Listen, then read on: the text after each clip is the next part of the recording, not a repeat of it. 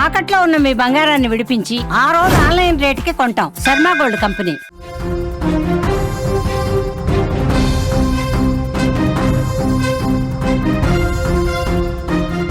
Breaking news చూస్తున్నాం. లోకేష్ ఆధ్వర్యంలో operation Nepal విజయవంతమైంది. ఖాట్మండ్ నుంచి విశాఖకు ప్రత్యేక విమానంలో బయలుదేరారు. విమానంలో 144 మంది తెలుగువారు ఉన్నట్లుగా కూడా తెలుస్తోంది. మొదటగా విశాఖపట్నంలో 104 మంది, అలాగే మరో 40 మంది తిరుపతికి చేరుకోబోతున్నారు. కూటమి ప్రభుత్వం చొరవతో క్షేమంగా రాష్ట్రానికి తిరిగి వస్తున్నారు. ప్రత్యేక శ్రద్ధ చూపెట్టారు మంత్రి లోకేష్. అలాగే నిన్నటి నుంచి కూడా ఆర్టీజీఎస్ నుంచి కూడా లోకేష్ సమీక్ష నిర్వహించారు.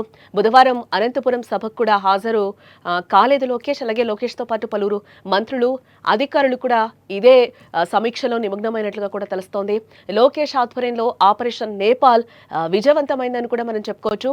నిన్నటి నుంచి విశ్రాంతి లేకుండా చేస్తున్న కృషి ఫలితం కనిపిస్తోంది. నేపాల్ అల్లర్లలో చిక్కుకున్న తెలుగువారు సురక్షితంగా అడుగు పెడుతున్నారు.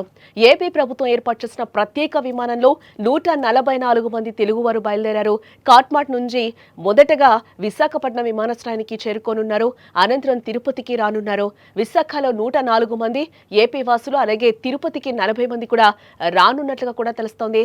ఇక ఇదే అంశానికి సంబంధించిన మరింత సమాచారాన్ని మా ప్రతినిధి తిరుపతి ఎయిర్పోర్ట్ నుంచి ప్రత్యక్ష ప్రసారం ద్వారా అందించడానికి రెడీగా ఉన్నారు. ఉమా, ఏంటి అక్కడ పరిస్థితి? అందరూ కూడా కాట్మాండ్ నుంచి బయలుదేరినట్టుగా తెలుస్తుంది. ఫస్ట్ వైజాగ్ లో దిగుతారు, తర్వాత వచ్చి ఇక్కడ మన తిరుపతి విమానాశ్రయానికి చేరుకోబోతున్నట్లుగా తెలుస్తోంది. ఎన్ని గంటలకి వాళ్ళందరూ రాబోతున్నారు? తిరుపతి విమానాశ్రయంలో పరిస్థితి ఏ విధంగా ఉంది? అక్కడ ఏర్పాట్లు ఏ విధంగా చేశారు? బంధువులందరూ కూడా అక్కడికి చేరుకోవడం జరిగిందా ఏంటి? జనకి 144 మంది ప్యాసింజర్స్ తో నేపాల్ కాఠ్మండు నుంచి 3:30 గంటలకి ఫ్లైట్ టేకాఫ్ అయింది. ఏపీ ప్రభుత్వం స్పెషల్ గా ఏర్పాటు చేసినటువంటి ఈ యొక్క ఫ్లైట్ కి సంబంధించి వైజాగ్ లో 104 మంది ల్యాండ్ అవబోతున్నారు. అటు తర్వాత తిరుపతికి ఆ ఏరోప్లేన్ రాబోతోంది. అయితే ఇప్పటికే కూడా బంధువులంతా ఈగర్ గా వెయిట్ చేస్తున్నారు. తమ వాళ్ళకి ఏమైంది, అసలు నేపాల్ లో జరుగుతున్నటువంటి అల్లర్ల నేపథ్యంలోనే సురక్షితంగా తీసుకురావాలని చెప్పి అటు ఏపీ ప్రభుత్వాన్ని కోరినటువంటి నేపథ్యంలోనే దాదాపు 2-3 రోజుల నుంచి కూడా మినిస్టర్ నారా లోకేష్ దానిపైన శ్రద్ధ పెట్టారు. ఆయన నేరుగా అక్కడ ఉన్నటువంటి బాధితులతో వీడియో కాన్ఫరెన్స్ నిర్వహించారు. నేరుగా వాళ్ళతో మాట్లాడి వాళ్ళ యోగక్షేమాలు తెలుసుకొని అక్కడ భారత రాయబారి కార్యాలయంలో ప్రత్యేకమైనటువంటి సిబ్బందిని ఏర్పాటు చేసి వాళ్ళంతా కూడా ఇవాళ సురక్షితంగా ఏపీకి తీసుకొస్తున్నారు. ప్రస్తుతం తిరుపతి ఎయిర్పోర్ట్ లో ఉన్నాను. చూడొచ్చు, ఎయిర్పోర్ట్ లో చాలా మంది అటు మీడియా కావచ్చు, లేదంటే వచ్చేటువంటి బంధువులకు సంబంధించి లేకపోతే అధికారులు కూడా వెయిట్ చేస్తూ ఉన్నారు. కంప్లీట్ గా ఎయిర్పోర్ట్ మొత్తం కూడా కొంత కోలాహలంగా మారిందని చెప్పుకోవచ్చు.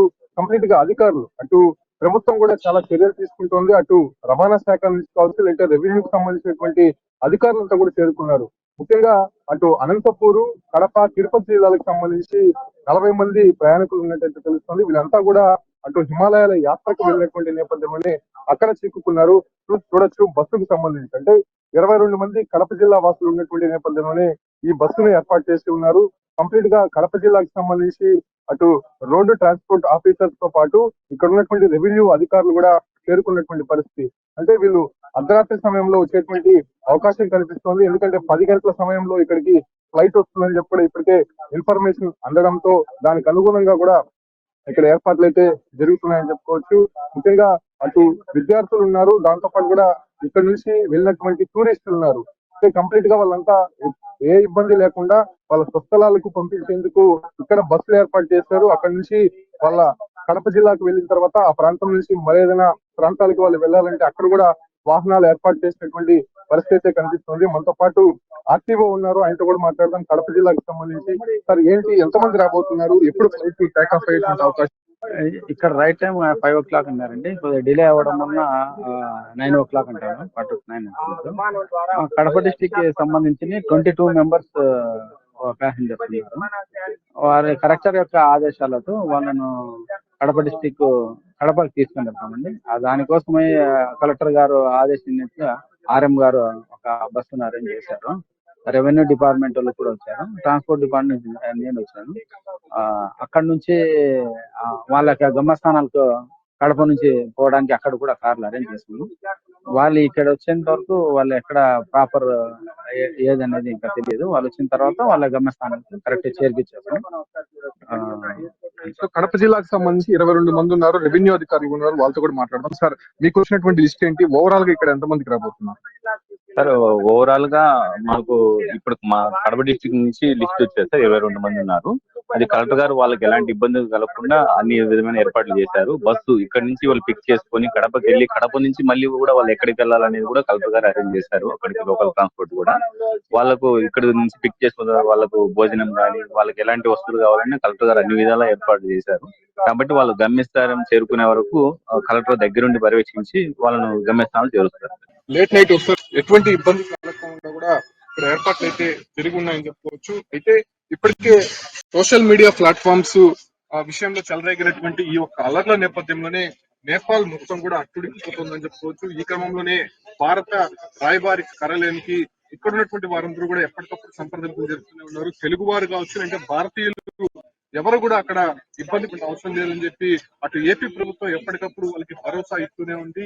ఈ క్రమంలోనే నిన్న మనం చూడొచ్చు, అనంతపూర్ సభ కూడా ఎగ్జాక్ట్ టైం 6 o'clock ఇక్కడికి ఫ్లైట్ ల్యాండ్ అవుతుందని చెప్పి ఫస్ట్ ఇన్ఫర్మేషన్ వచ్చింది. కాకపోతే అక్కడ కొంత ఫ్లైట్ టేక్ ఆఫ్ అవడానికి, లేకపోతే వైజాగ్ వెళ్లి మళ్ళీ అక్కడ ఇమిగ్రేషన్ పూర్తి చేసుకుని మళ్ళీ ఇక్కడికి రావాలి కాబట్టి ఆ సమయం అనేది ఇంకా కొద్దిగా ఎక్కువ అయ్యేటువంటి అవకాశం ఉండడంతో సరిగ్గా 9:30 లేకపోతే 10 గంటల లోపల వచ్చేటువంటి అవకాశం అయితే కనిపిస్తుంది. ఏడుగుంట ఎయిర్పోర్ట్ వద్ద మనం చూడొచ్చు, భారీ ఎత్తున వాహనాలు వచ్చి ఉన్నాయి వాళ్ళు తీసుకెళ్లడానికి. అదే రకంగానే వాళ్ళని సురక్షితంగా ఇక్కడి నుంచి తరలించడానికి అటు ప్రభుత్వ అధికారులతో పాటు మరికొంతమంది కూడా ఇక్కడికి చేరుకున్నటువంటి పరిస్థితి కనిపిస్తుంది. సో ఈ క్రమంలోనే అటు ఎయిర్పోర్ట్ అథారిటీ కూడా ప్రత్యేకమైనటువంటి చర్యలు చేపట్టింది. వాళ్ళు ఫ్లైట్ ల్యాండ్ అయిన తర్వాతనే వాడిని వెనువెంటనే బయటికి తీసుకొచ్చే విధంగా ఇక్కడ నుంచి వాళ్ళ స్వస్థలాలకి తరలించే విధంగా కూడా తిరుపతి ఎయిర్పోర్ట్ లో పనులు అయితే జరుగుతున్నాయని చెప్పుకోవచ్చు. అయితే ఎగ్జాక్ట్ టైం అయితే తెలియదు, కానీ 9 పైనే తిరుపతి ఎయిర్పోర్ట్ కి ఫ్లైట్ వచ్చేటువంటి అవకాశం కనిపిస్తుంది. రైట్ మా, థ్యాంక్స్ ఫర్ ద అప్డేట్.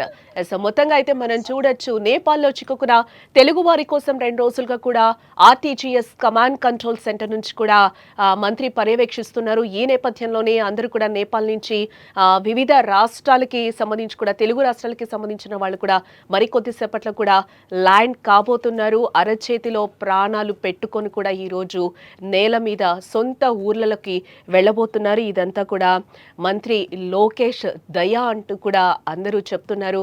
అక్కడి నుంచి తీసుకురావడానికి ఆయన బాగా శ్రమించారు అని కూడా అందరూ ఈరోజు ప్రశంసలు వెలువెత్తున్న సిచ్యువేషన్స్ కూడా కనిపిస్తున్నాయి. ప్రాణాలు అరచేతిలో పెట్టుకుని నేపాల్లో అల్లర్ల మధ్య చిక్కుకున్న తెలుగు ప్రజలు చివరికి స్వదేశానికి బయలుదేరే క్షణం రాగానే వారి కళ్ళల్లో కన్నీళ్లు, హృదయంలో ఉపశమనం, ముఖంలో ఆనందం ఒకేసారి కనిపించాయని కూడా మనం ఇక్కడ చెప్పుకోవచ్చు. మన ఊరి నేల మీద మళ్ళీ అడుగు పెడతామా అన్న ఆలోచనతో ఉన్నవారి గుండెల్లో మళ్ళీ ఆశల దీపం లోకేష్ వెలిగించారనే చెప్పుకోవచ్చు. వైజాగ్ నుంచి వచ్చిన 10 మంది పొఖారా నుంచి ఇక్కడికి కాఠ్మండు వచ్చాము.